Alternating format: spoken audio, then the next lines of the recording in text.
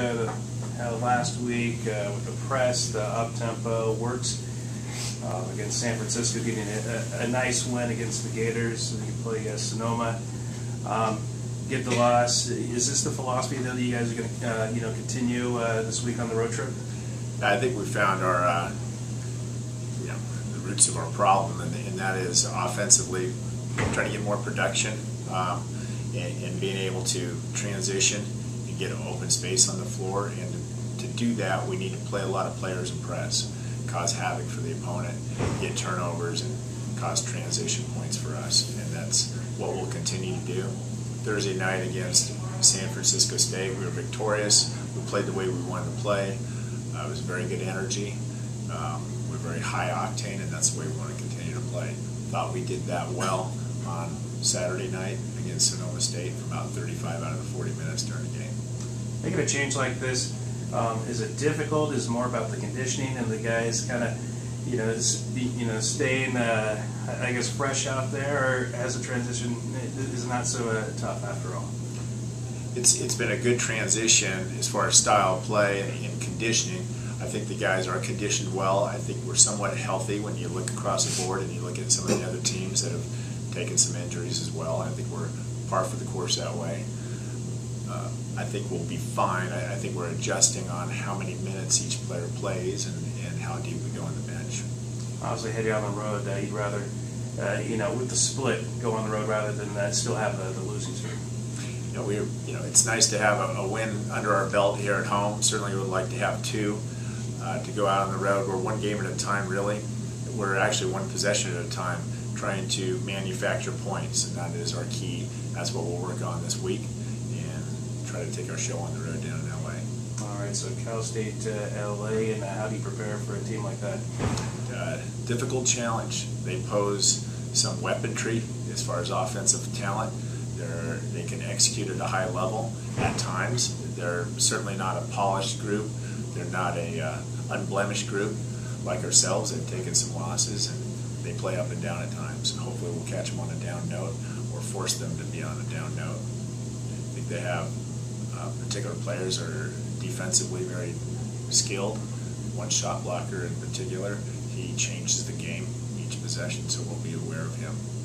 How much of a challenge will it be for you guys playing back-to-back with Friday and Saturday? That might bode well for us this week in that we've changed our style. We'll go deep in the bench. We'll do our best to wear down the opponent, and hopefully that'll transpire into Saturday night's game too. So playing back-to-back, going deep in roster, utilizing a lot of players over a 48-hour to 24-hour period will bode well for us. How are you guys looking in the injury front this week? We're okay. We've got our bumps and bruises. We have a couple of players in particular that are hurt right now, but I expect them to play, so they're probable. That was not Saturday game, but Chamberlain's still out, or? Chamberlain's out definitely for this week, and probably for the rest of the season. He's got concussion syndromes, and his eye still hasn't healed correctly. You ever, you've only been the head coach for a couple seasons, but doing the Jacks for quite some time. Ever had something like this? Probably going to lose a player to a concussion injury, another player leaving the program, but just kind of the ups and downs of this season.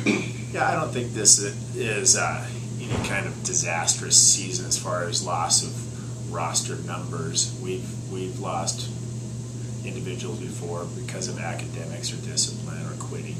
There's always attrition to every basketball program.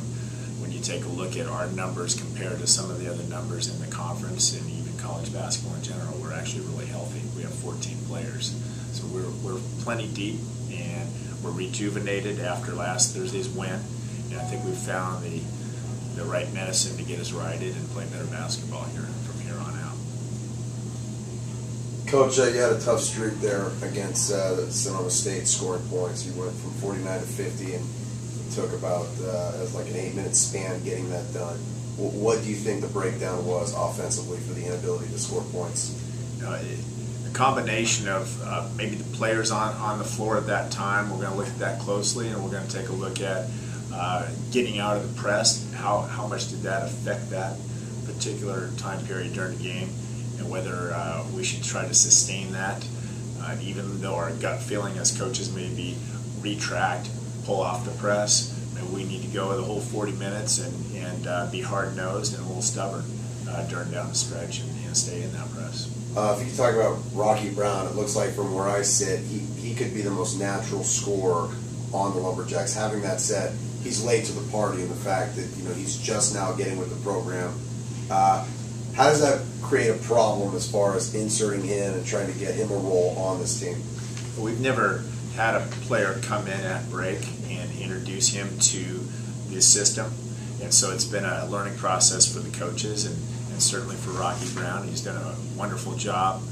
He's been a sponge as far as learning information. His learning curve is at a high level. He's a high-level basketball player and a smart kid who has picked up our system quickly. Obviously has converted into instant offense for us. If you take a look at his minutes played and point production, it's a very high pace, and we're happy to have Rocky. He's got a ability to shoot the three, but he's very good off the bounce, getting to the basket. He's got great feet, gets a nice platform before he shoots the ball. He's pretty special that way. Team morale with really not even to the halfway point. He's going to cross it this weekend in CC2A, playing a lot to play for. Are the guys still excited about going out and trying to win basketball games and put it together and make a late March run? Yeah, we're literally looking at possession by possession, trying to play well together, and if that can transpire into a win or even a road win, and then if that puts us in a position a couple weeks from now where we can start thinking in terms of how that positions us for the CC2A conference tournament, then bring it on.